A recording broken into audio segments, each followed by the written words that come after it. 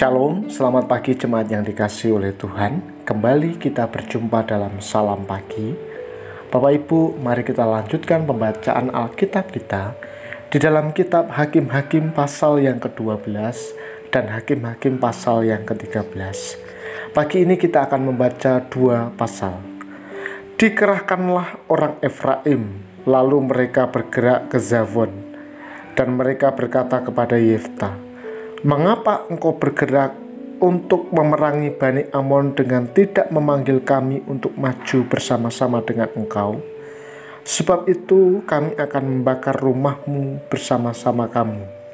Tetapi jawab Yefta kepada mereka, "Aku dan rakyatku telah terlibat dalam peperangan yang hebat dengan Bani Amon.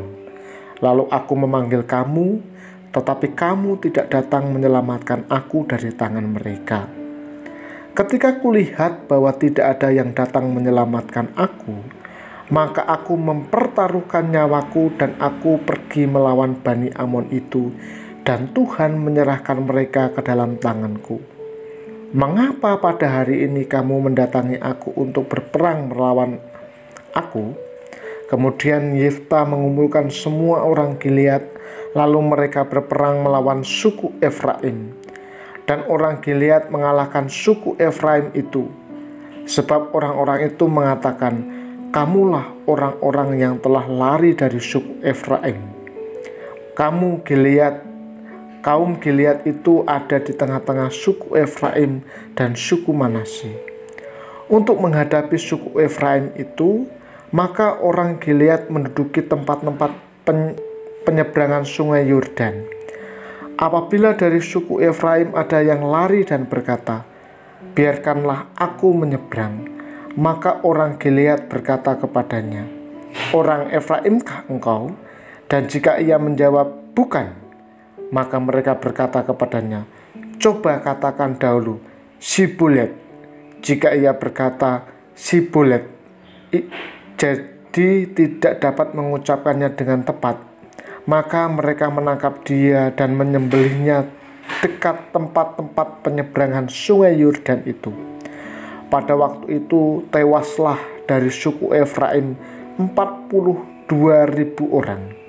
Yefta memerintah sebagai hakim atas orang Israel 6 tahun lamanya. Kemudian matilah Yefta, orang Gilead itu, lalu dikuburkan di sebuah kota di daerah Gilead.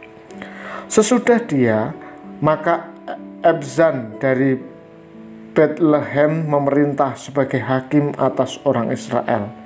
Ia mempunyai 30 anak laki-laki. 30 anaknya perempuan dikawinkannya keluar kaumnya, dan 30 anak perempuan diambilnya dari luar kaumnya untuk anak-anaknya laki-laki itu. Ia memerintah atas orang Israel 7 tahun lamanya. Kemudian matilah Ebzan, lalu dikuburkan di Bethlehem. Sesudah dia, maka Elon orang Zebulon memerintah sebagai hakim atas orang Israel. Ia memerintah atas orang Israel 10 tahun lamanya. Kemudian matilah Elon orang Zebulon itu, lalu dikuburkan di Ayalon di tanah Zebulon. Sesudah dia, maka Abdon bin Hillel orang Piraton memerintah sebagai hakim atas orang Israel. Ia mempunyai 40 anak laki-laki dan 30 cucu laki-laki yang mengendarai 70 ekor keledai jantan. Ia memerintah atas orang Israel 8 tahun lamanya. Kemudian matilah Abdon bin Hillel orang Piraton itu, lalu dikuburkan di Piraton di tanah Efraim, di pegunungan orang Amalek. Orang Israel melakukan pula apa yang jahat di mata Tuhan.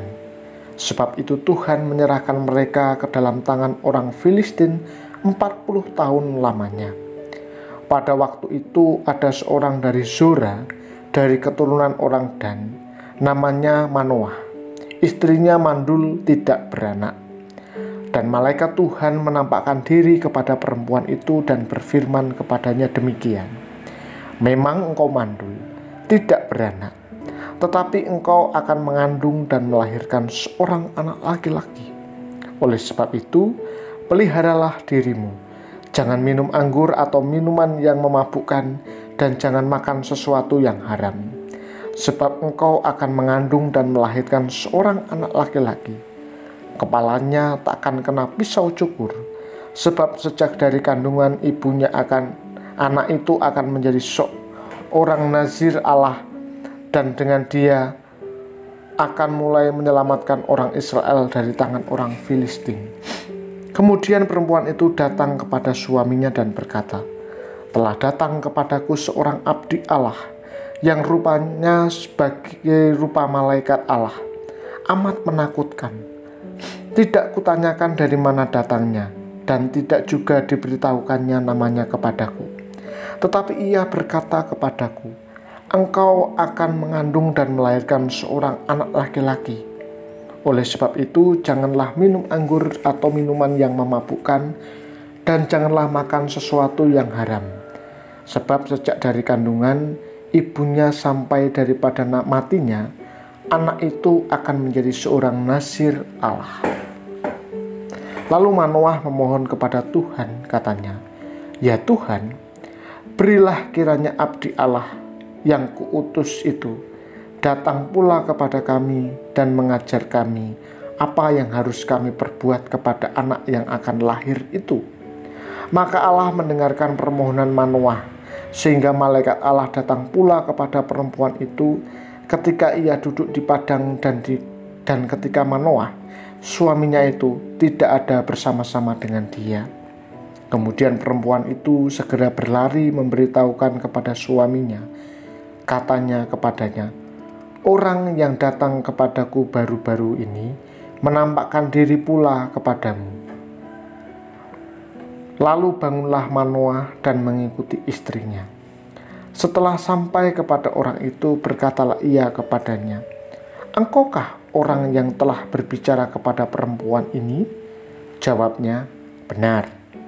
Lalu kata Manoah, dan apabila terjadi yang kau katakan itu, bagaimanakah nanti cara hidup anak itu dan tingkah lakunya?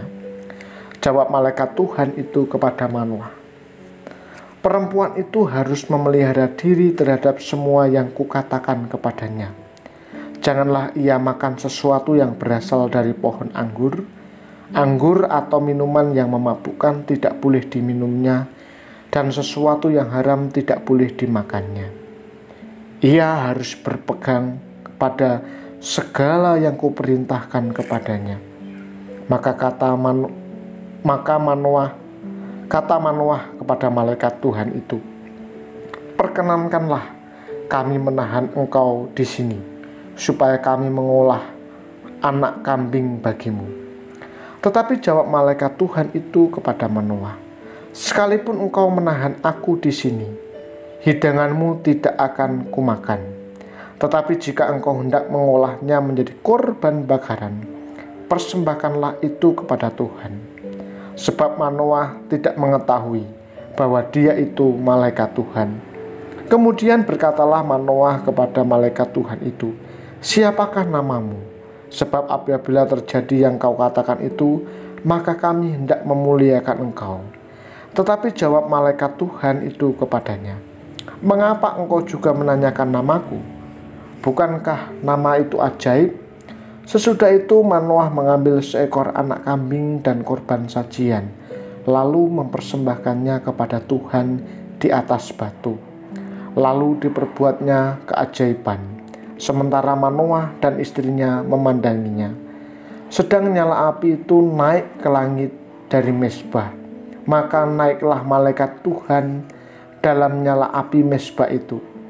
Ketika Manoah dan istrinya melihat hal itu, sujudlah mereka dengan mukanya sampai ke tanah.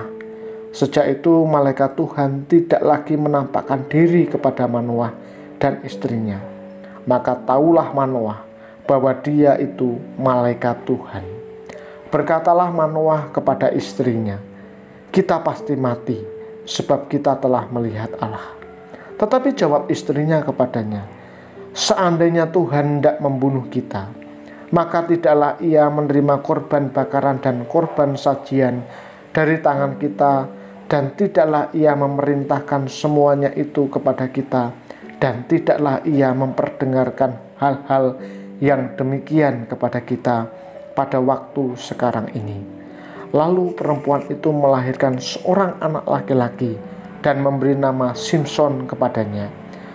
Anak itu menjadi besar dan Tuhan memberkati dia. Mulailah hatinya digerakkan oleh Roh Tuhan di mana Mahanedan yang terletak di antara Zora dan Esitaol.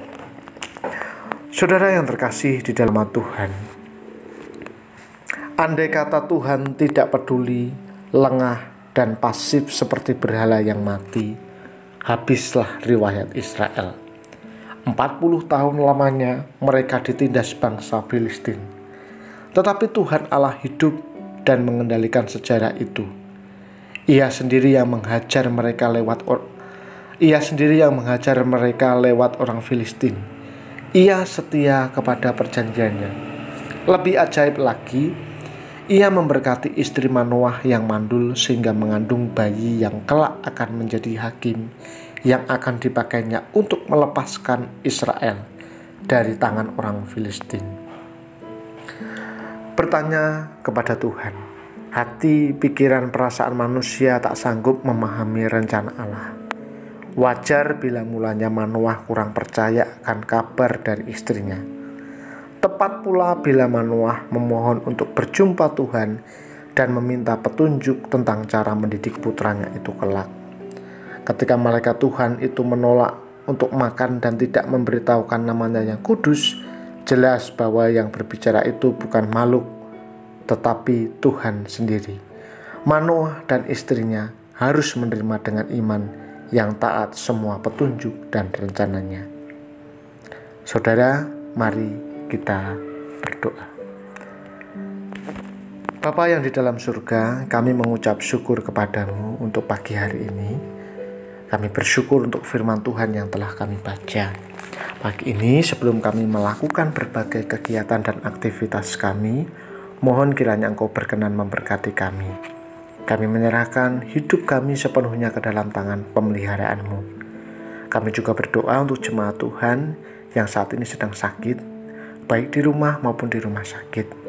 Kiranya Engkau yang memberkati mereka satu persatu.